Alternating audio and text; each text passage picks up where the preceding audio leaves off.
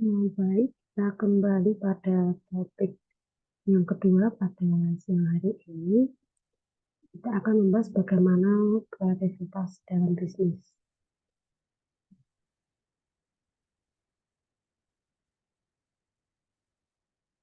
Yang akan kita bahas pada siang hari ini adalah definisi spirit kreativitas, inovasi produk, serta ada teori yang mendukung dalam bagaimana kita harus berkreatif. Definisi di sini di mana kreatif itu adalah kemampuan pengembangan gagasan baru untuk menemukan cara baru dalam melihat masalah dan peluang. Think to do something different. Kerjakan sesuatu yang berbeda. Jadi kalau sama saja dengan tanggal sebelah, contohnya banyak sekali penjual teh jumbo, es teh jumbo di mana-mana dengan harga yang sama. Nah, yang membedakan teh jumbo kita dengan sebelah kita apa?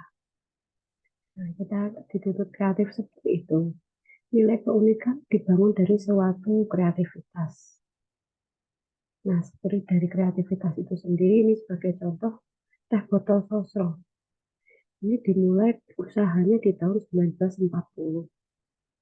1974 mendirikan PT Sinar Sosro. Nah, usahanya sudah di tahun 40, namun baru mendirikan PT itu di tahun 74. Nah, kalau dulu menggunakan produknya adalah botol yang terkenal di mana-mana, di mana kalau misalkan ada hajatan pada saat itu masih menggunakan botol. Namun sekarang sudah menggunakan pengemasannya pakai otak, namun masih bergambarkan teh botol, teh yang di dalam botol seperti itu.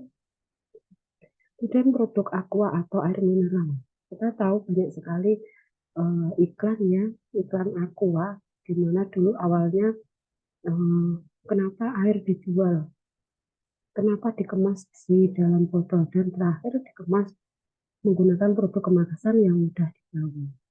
Nah, perkembangan dari produk aqua itu sendiri. Kemudian masuk di tahun 2010 kita mengenal dengan mimpi $1 juta. Bila kita mampu berkreatif, maka kita mampu bisa menghasilkan $1 juta untuk usaha kita sendiri. Nah, inovasi produk di sini yang dimaksud sesuatu yang mutlak harus dilakukan walaupun produknya sama, namun tetap ada perbedaan, ada keunikan di situ. Ide pemikiran baru pasti sering mengalami kegagalan, namun ini bagian dari proses. Sikap selektif sangat dibutuhkan di sini. Jadi kalau kita dengan sebelah punya produk yang sama, contohnya es teh jumbo tadi ya, kita punya ada suatu perbedaan. Mungkin kalau bisa menggunakan teh gelas jumbo, kita bisa menggunakan kemasan yang berbeda. Jadi kemasan diubah meskipun tehnya sama, tentu akan membuat cita rasa kita atau perbedaan tersendiri. Khasnya seperti apa? Nah, untuk kontinu untuk mengklasifikasi suatu produk itu, inovasi yang tiada henti hanya sedikit pengaruh yang mengganggu terhadap pola pemakaian yang sudah ada. Sedangkan inovasi yang tiada henti secara dinamis punya beberapa pengaruh. Inovasi terputus menciptakan produk baru. Jadi ada 3 kriteria atau ada 3 kelompok ya yang tiada henti, jadi di tiap tahunnya itu tetap ada.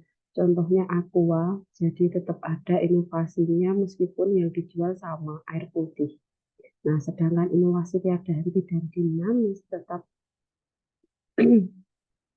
dinamis ya sama. Botol sosro, aqua itu kan tetap ada dan tetap memiliki pengaruh di dunia usaha air minum. Kemudian inovasi yang terputus, biasanya ini inovasi yang mengikuti tren pada saat itu. Teori Skumter di sini dia menjelaskan mulai dari sifat dan sikap kreatif sangat baik ke nilai positif yang merupakan diambil dari budaya Cina. Home-based business meminimalkan biaya awal dan operasional. Pemilik mempertahankan gaya hidup dan gaya kerja yang fleksibel. Jadi meskipun usahanya sudah berkembang besar, pemilik dari suatu usaha itu tetap memiliki gaya hidup yang sama seperti halnya ketika awal berdiri. Kemudian mengubah rumah menjadi villa elektronik dengan teknologi. Jadi untuk meminimalisir pengeluaran, bisa mengubah rumah itu menjadi tempat kerja. Jadi bekerja di dalam rumah. Atau mengubah villa elektronik dalam artian ini istilah ya, supaya di dunia usaha kita meminimalkan biaya yang dikeluarkan.